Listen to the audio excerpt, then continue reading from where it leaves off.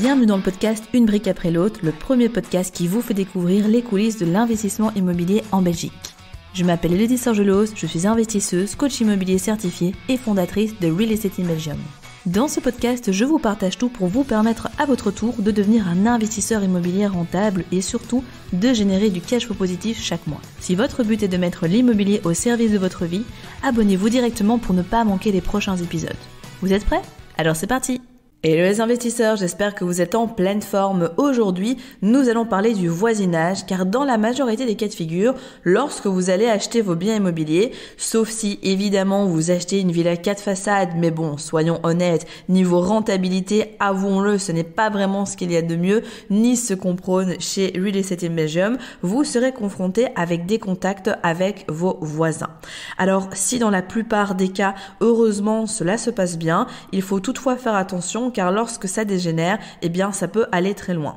Je vous raconterai d'ailleurs durant cet épisode des histoires qui sont vécues, autant de ma part que par des personnes de la communauté, que par également votre coach Louise, et vous le verrez que notamment dedans il y a une histoire qui est vraiment triste au sujet d'une personne que j'ai connue qui a fini par revendre son bien tellement elle n'en pouvait plus de son voisinage. Donc oui, il faut être conscient que cela peut aller jusque là et on voit donc à quel point ce sujet est important.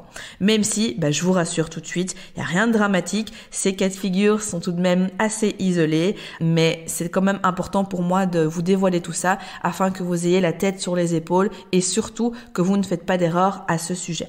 Allez, commençons directement et rentrons dans le vif du sujet. Tout d'abord, ça va être important de faire attention au voisinage, aux voisins de manière générale. Quand vous faites une visite, j'ai envie de vous dire que ça va être important de regarder les bâtiments. Est-ce que les bâtiments voisins sont bien entretenus ? Est-ce que la toiture ? Est-ce que la cheminée ? Est-ce que le pied de cheminée ? Est-ce que les châssis, l'état de la porte ? Bref, tout ce que vous pouvez voir en fait comme éléments, est-ce que ces éléments ont l'air d'être correctement entretenus ? Est-ce que s'il y a un jardin, regardez l'état de leur jardin ? Est-ce que c'est plutôt une déchetterie communale ou c'est plutôt un jardin qui est soigné, dans lequel on voit que les personnes ils prennent soin, ils ont mis un potager, peu importe. Bref, vous voyez un petit peu l'idée. En fait, ça va vous donner du coup un petit peu un feedback sans même avoir de contact avec les voisins de comment ils peuvent se comporter avec leur propriété. Parce que pas besoin de vous mentionner que si vous voyez que de part et d'autre du bien immobilier que vous allez visiter, ce sont des ruines, c'est pas bon signe en fait. Pourquoi ? Parce que ça veut dire que les voisins ou les propriétaires, si ce sont des locataires qui y vivent, ne sont pas consciencieux et que à un moment donné, quand on laisse aller son bien immobilier, qu'on n'en prend pas soin, qu'on fait pas les réparations nécessaires, il y aura des problèmes et ces problèmes pourront avoir des répercussions directement sur vous. Donc ça va être important de bien prendre en compte. À cet effet, je vais commencer directement avec un exemple personnel que j'ai vécu dans une maison que je possède à Liège. Il faut savoir du coup qu'on avait entièrement refait la maison et quelques semaines après, on a commencé à avoir une énorme infiltration d'eau et donc on ne comprenait pas. Donc directement l'entrepreneur est revenu, il est monté sur la toiture allait bien, tout était nickel. Donc il y avait en tout cas, ça venait pas de chez nous. Et on s'est rendu compte, en montant sur la toiture du voisin, qu'il y avait un énorme trou dans sa propre toiture. Mais quand je dis énorme, c'est vraiment énorme, quoi. Il m'avait envoyé des photos à l'époque. C'est pas un tout petit trou, c'est un trou où du coup, quand il pleut, à mon avis, à l'intérieur de la maison, il devait y avoir des trompes d'eau. Et donc, forcément, vu qu'en Belgique, je ne vous apprends rien, il pleut beaucoup. Forcément, ça avait commencé à couler sur mon mur et il faut savoir que c'était du coup tout en haut de la maison et dans la cage escalier et donc ça prenait vraiment une énorme place. Mais quand on vient de tout refaire, que le chantier a duré des mois, qu'on est sur un résultat top, que les locataires sont dedans et qu'on arrive à avoir cette problématique juste après, franchement ça fait vraiment pas plaisir. Et ce qui s'est passé, c'est que j'ai essayé à plusieurs reprises de contacter le voisin. Impossible, déjà il n'y avait pas de nom sur la sonnette. Les volets étaient toujours fermés. Ce qui était très étrange, c'est que c'était toujours fermé, mais il y avait une toute petite partie en bas qui laissait ouverte au niveau du volet. Et on voyait parfois que les fenêtres étaient ouvertes, parfois fermées. Donc cette habitation était habitée. Je suis revenue à plusieurs reprises, j'ai demandé à d'autres voisins de voir s'ils voyaient le voisin pour lui dire, j'ai mis des mots dans la boîte aux lettres, j'ai mis un mot sur la porte, bref, j'ai essayé plein de choses, j'ai jamais été rappelée. Donc, ce que j'ai fini par faire, c'est d'aller à la police pour expliquer le problème. La police m'a dit qu'ils ne pouvaient pas me donner le numéro de téléphone de la personne, mais quand j'ai expliqué la situation, on me dit « Ah oui, oui, on les connaît. Bon, ne vous espérez pas non plus à des miracles. » Là, je me suis dit « Oi, oi, oi, ça sent vraiment pas bon, ça va être vraiment problématique. » Et finalement, donc la police a essayé de joindre ces personnes. Sans succès, ils ont laissé pendant plusieurs jours d'affilée des messages vocaux en donnant mes coordonnées. Et puis, quelques semaines après, mais il faut savoir que du coup, le problème n'était toujours pas solutionné parce que même si nous, on le solutionnait en interne, tant qu'on n'avait pas éradiqué le problème de fond, l'origine, la source du problème, ça allait continuer à revenir. Donc, il devait boucher sa toiture, quoi. C'était la seule chose à faire de son côté. Et finalement, quelques semaines après, j'ai reçu du coup un coup de fil du voisin que j'ai rencontré sur place et qui finalement était très gentil, un peu space, c'est vrai, mais très gentil et qui a dit qu'il allait faire les travaux nécessaires pour résoudre ça. Et il l'a fait. Et donc, il a rebouché sa toiture, il m'a fait signe quand c'était fait. Et du coup, nous, après, avec l'entrepreneur, on est repassé derrière, on a retraité ça, et finalement, c'était comme si de rien n'était. Bon, vu que c'était une infiltration quand même assez conséquente, il a fallu un petit peu de temps, il a fallu que le temps que ça sèche, etc., pour tout refaire. Mais depuis, on touche du bois, plus rien n'est apparu. Mais je vous raconte cet exemple pour vous montrer que ça, typiquement, j'aurais pas su le savoir, parce que même si j'étais montée à l'époque sur la toiture au moment où j'avais visité le bien, j'aurais dû vraiment aller plus loin de par la configuration des lieux et de la toiture voisine pour me rendre compte qu'il y avait un énorme trou chez le voisin. Donc, c'est pas toujours perceptible. Par contre, si vous avez des éléments qui le sont, ça, faites attention parce que clairement, un jour ou l'autre, ça posera problème. Alors ici, j'explique bien évidemment tout ça en faisant référence à des maisons ou des immeubles de rapport qui seront pour la majorité mitoyens, mais ces éléments qui sont importants de regarder, vous pouvez aussi les appliquer, peu importe le type de bien que vous achetez, et notamment si vous achetez en copropriété des appartements, regardez l'état des terrasses, des balcons, des châssis, des voisins. Vous pouvez aussi aller sonner chez les personnes, sonner dans les différents étages, regarder un peu comment sont entretenus les paliers. Est-ce que c'est décoré? Est-ce que la peinture tombe en ruine? En fait, c'est autant d'éléments qui vont vous donner des indications. Après, c'est pas une science exacte, mais c'est quelque chose que vous devez prendre en compte, des indicateurs supplémentaires pour la suite. Du coup, ça m'amène à un exemple que votre coach Louise a vécu récemment lorsqu'elle a été visiter une maison dans le centre de Mons. C'était une maison qui était assez humide et du coup, elle en a profité qu'il y avait une voisine qui balayait devant sa porte pour pouvoir lui poser la question et lui demander si la zone était intéressante, est-ce qu'il y avait souvent des problèmes d'humidité / d'infiltration, etc. parce que il semblerait du coup que le bien ait été bâti sur des marécages. Et là, la voisine lui a directement dit non, attention madame, surtout n'achetez pas ici parce que moi de mon côté, j'ai constamment des problèmes. J'ai souvent des remontées d'eau chez moi qui vont jusqu'à 30-40 cm parce que de fait, le bien a été bâti sur des marécages.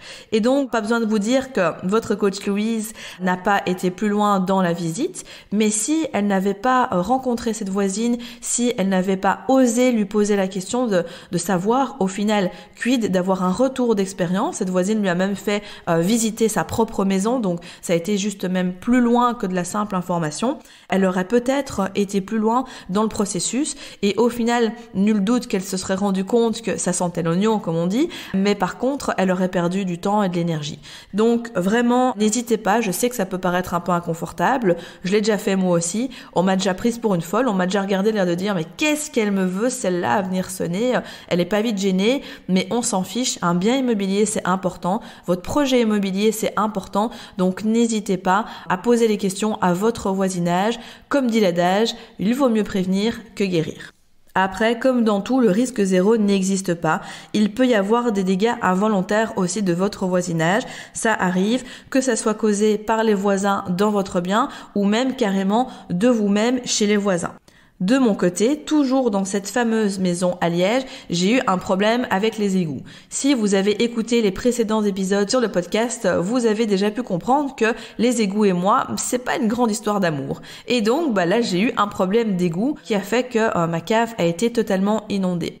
Et la rue étant en pente, tout s'est répercuté directement dans la cave du voisin de gauche. Et donc, sa cave a été complètement inondée, sauf que sa cave, elle était aménagé. Et oui, sinon c'est pas drôle. Et donc ça veut dire que dans ce cas de figure, souvent on se dit ah oui non mais s'il m'arrive des trucs des voisins chez moi, mais en fait chez nous on peut aussi causer des dégâts, des torts aux voisins. Donc il faut le savoir que dans un sens ou dans l'autre, ce fameux risque zéro n'existe pas. Alors ça s'est bien terminé, les assurances sont intervenues, les travaux ont été faits, eux ont été indemnisés, etc., etc. C'est pas le problème. Et d'ailleurs justement je fais une petite parenthèse, mais c'est à ça que servent les assurances. C'est pour ça que c'est important de bien faire assurer votre bien. Et je vous dévoile déjà du coup en avant-première qu'il y aura un épisode spécifiquement dédié aux assurances sur le podcast qui va sortir très prochainement. Et donc justement ça pourra vous aider pour tous ces cas de figure là. Donc voilà, n'oubliez pas que c'est à ça que servent les assurances et que donc même si vous achetez et qu'il y a des voisins, c'est pas grave, en cas de problème, vous pourrez être assuré. Aussi, un point qui est fondamental, c'est de se demander s'il y a des éléments qui pourraient peut-être engendrer des conflits futurs avec votre voisinage.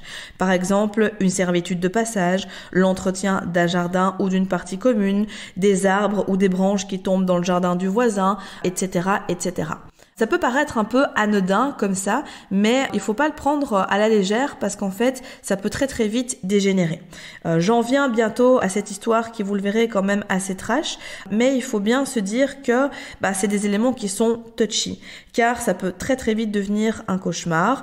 Alors bien évidemment, il faut voir de quoi on parle. Une servitude de passage, il faut voir qu'est-ce que c'est concrètement. Est-ce que c'est une servitude de passage ou par exemple c'est une simple allée commune pour arriver à sa maison, donc un peu une allée de passage vers des garages, vers la maison, enfin vraiment quelque chose où on roule dessus, un peu une aire de manœuvre entre guillemets.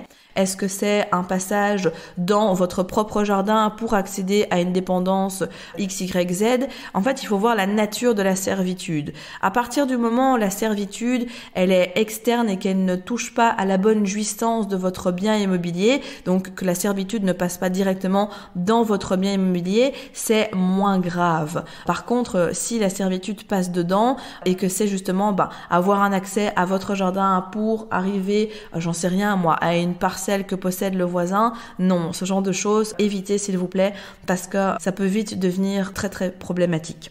De mon côté, j'ai un exemple encore à vous partager. J'ai acheté du coup une batterie de garage à Charleroi, à Mont-sur-Marchienne plus précisément, et on a du coup une aire de passage et une aire de manœuvre commune. C'est donc une servitude, et ça c'est clairement dans mon acte notarié. Cette servitude doit rester libre, justement, c'est une servitude de passage, donc comme son nom l'indique, il y a du passage et on ne peut pas l'obstruer. Et si vous voulez en fait, donc on a la chaussée, on rentre du coup, on remonte pour avoir accès au garage et mes garages, ils sont sur une rangée à droite.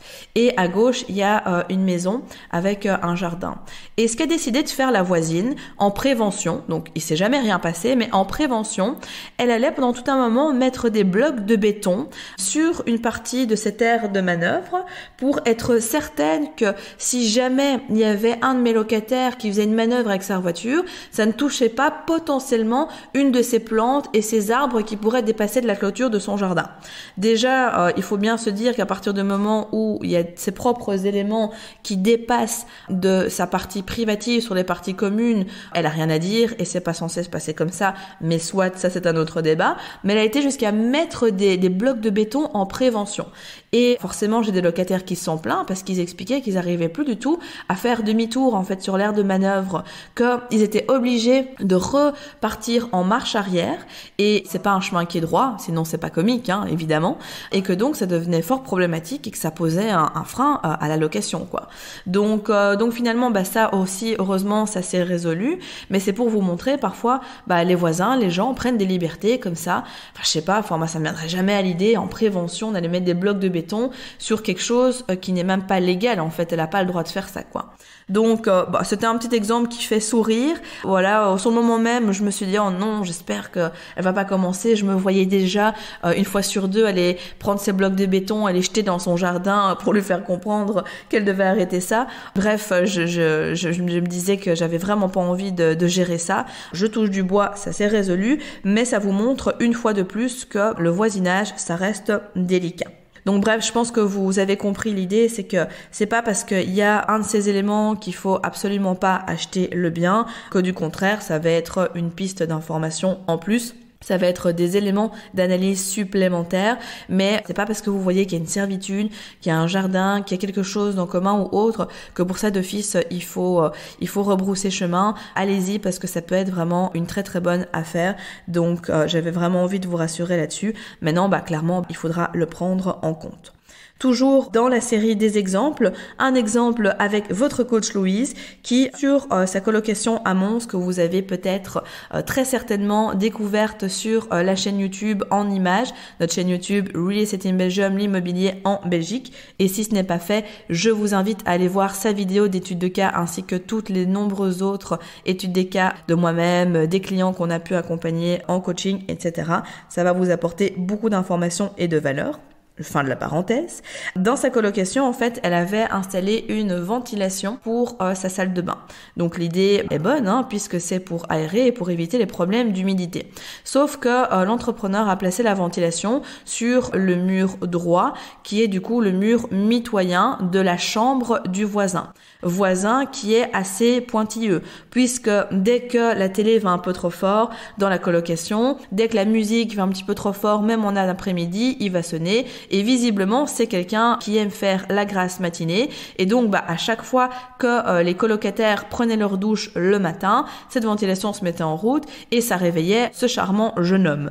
Et donc, il s'est plaint à Louise à plusieurs reprises. Finalement, Louise, du coup, a coupé cette ventilation pour garder un rapport cordial malgré tout avec le voisinage, parce que chercher les conflits pour chercher les conflits, clairement, ça n'a pas de sens et ça sert absolument à rien. Elle a essayé après un autre système en mettant un minuteur dessus pour que du coup ça puisse réduire le temps et que l'impact soit minime, mais même avec le minuteur ça ne lui convenait toujours pas. Donc encore une fois, toujours dans un souci d'apaiser les tensions, de faire en sorte que ça se passe bien avec le voisin avant que ça dégénère, elle a décidé de couper cette ventilation.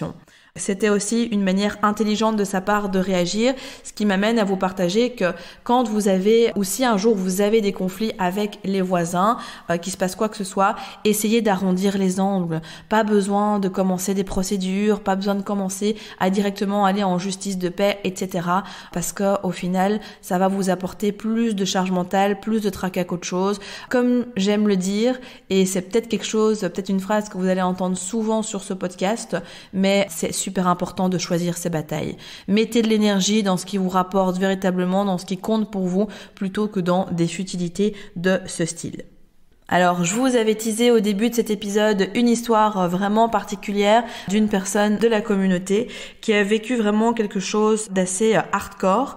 Elle avait acheté du coup une maison à Liège pour faire de la rénovation et la mettre en location pour y faire de la colocation.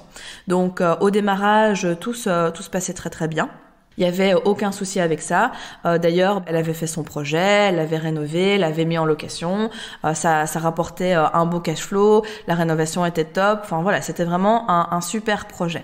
Sauf qu'il y a eu un problème avec la voisine qui a dégénéré et cette voisine complètement folle lui a pourri la vie à tel point qu'elle a fini par remettre en vente le bien immobilier tellement qu'elle n'en pouvait plus. En fait, donc il y a une servitude de passage pour pouvoir accéder à la maison qu'elle avait achetée et du coup pour pouvoir accéder au jardin de cette fameuse voisine.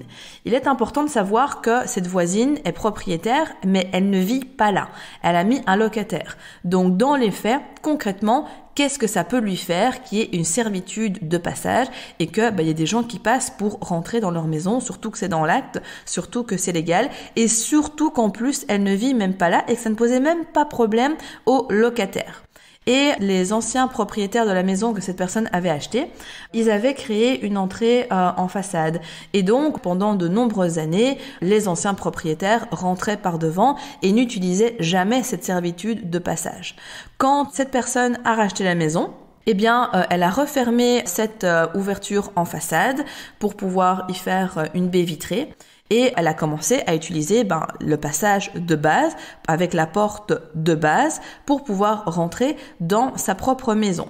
Donc jusque-là, il n'y a aucun problème, elle est tout à fait dans ses droits, c'est dans les actes respectifs de la voisine et d'elle et personne ne peut rien lui dire. Sauf que la voisine ne s'est pas laissée faire et juste par principe, elle a commencé du coup à lui pourrir la vie, elle a commencé à introduire un recours, elle a commencé à chipoter auprès de son notaire, elle a commencé à faire appel à l'urbanisme en disant qu'il y avait des occupations illégales, en disant que elle avait transformé la maison en cote sans demander de permis d'urbanisme, sans avoir les normes pompiers, etc., etc. Alors que pas du tout, elle avait fait tout ce qu'il fallait dans les règles de l'art. Elle a même été jusqu'à se faire passer pour un agent de l'urbanisme pour rentrer dans la maison de cette personne pour pouvoir visiter de l'intérieur, prendre des photos et avoir des éléments qu'elle a essayé de retourner contre elle. Donc ça a été vraiment vraiment loin et en fait cette personne elle était complètement dépassée par les événements, elle était constamment en guerre avec sa voisine qui la harcelait de messages, de coups de téléphone, de mails, de contacts avec l'avocat, etc., etc., etc. Et surtout ce qui a fait déborder le vase, c'est quand elle s'est rendue compte que le monsieur de l'urbanisme est venu et il était accompagné d'une femme. Et elle pensait que c'était sa collègue. Mais non, c'était la voisine, c'était sa folle de voisine qui a fait semblant de se faire passer, en parlant pas trop, pour la collègue du monsieur de l'urbanisme, justement pour pouvoir voir à l'intérieur, rentrer chez elle et essayer de trouver des preuves, bref, des choses pour pouvoir lui faire la misère après. Et c'est là que du coup elle a explosé et qu'elle a fini par décider de remettre en vente son bien parce que c'était trop pour elle. C'est un peu triste parce que c'est vraiment dommage. C'était un beau projet. C'est quelqu'un qui s'est donné les moyens pour y arriver dans le sens où elle avait acheté sa résidence principale de rêve avec son compagnon, mais elle voulait investir sauf qu'elle avait plus d'épargne, elle avait plus de capacité d'emprunt et donc ils ont décidé de revendre leur résidence principale pour faire table rase et racheter ce premier bien d'investissement pour que ce soit le premier d'une longue série. Donc elle vient de loin, elle a dû faire des choix qui étaient courageux, qui étaient pas faciles et au final, elle a fait un super projet, elle a fait une bonne affaire à l'achat, elle a fait une belle négociation, elle a su avoir un beau crédit, elle a eu vraiment beaucoup de belles choses, elle a su louer, tout suivait son cours, la mise en location se passait bien, etc., etc. Donc le projet de base était top, son plan fonctionnait comme elle le souhaitait et juste à cause de cette voisine qui lui a fait la misère pour cette servitude de passage, elle a fini par le revendre. Alors, ça ne l'empêche pas de rebondir et du coup de se repositionner sur un autre projet, mais malgré tout, avec quand même une pointe d'amertume. Ce qu'on peut clairement comprendre. Et dans ce cas de figure-là, elle aurait pu très bien décider de continuer à se battre contre la voisine jusqu'à ce qu'il y ait une décision définitive du juge de paix et que ça en soit terminé là. Alors c'est pas très français ce que je viens de dire, mais vous avez compris l'idée, que ça soit clôturé. Mais ici, dans son cas de figure, elle a fait le choix de finalement juste abandonner entre guillemets parce que c'était trop pour elle. Donc ça aussi, c'est à vous de voir. Encore une fois, voyez si le jeu en vaut la chandelle, choisissez vos batailles et faites en fonction de ce qui est le mieux pour vous, de votre situation personnelle, professionnelle, etc. Parce que clairement, quand on a des emmerdes comme ça impacte différentes sphères de sa vie. Donc même si clairement elle aurait obtenu gain de cause auprès du juge de paix parce que la voisine n'avait absolument rien à dire, certains n'ont rien d'autre de mieux qu'à faire que d'enquiquiner leur monde. Donc voilà, il faut le savoir. Donc c'est pour ça que c'est important de se renseigner sur le voisinage, de se renseigner sur tous ces éléments-là pour être sûr que vous ne viviez pas des situations similaires. Après, si jamais un jour ça doit arriver, comme je vous le dis, de 1, ça reste des cas isolés, et de 2, il y a toujours des solutions, vous n'êtes pas seul et on est là pour vous aider dans ces cas de figure, évidemment aussi, donc n'hésitez pas à nous solliciter. Dans le prochain épisode, nous parlerons des assurances et j'aurai avec moi un invité particulier qui n'est autre que Costa Bellos, courtier en assurance et en crédit, qui vous dévoilera beaucoup de contenu à ce sujet et surtout des histoires vécues par ses clients qui vous en apprendront beaucoup. Donc, soyez au rendez-vous. Bravo, vous êtes arrivé à la fin de l'épisode. Nul doute qu'avec cet état d'esprit, vous accomplirez de grandes choses. D'ailleurs, si vous souhaitez aller plus loin, je vous invite à cliquer dans la description afin de réserver un appel avec un membre de mon équipe pour discuter de votre situation et surtout mettre en place un plan d'action concret pour atteindre vos objectifs immobiliers. En attendant, prenez soin de vous et on se retrouve très vite pour de nouvelles aventures.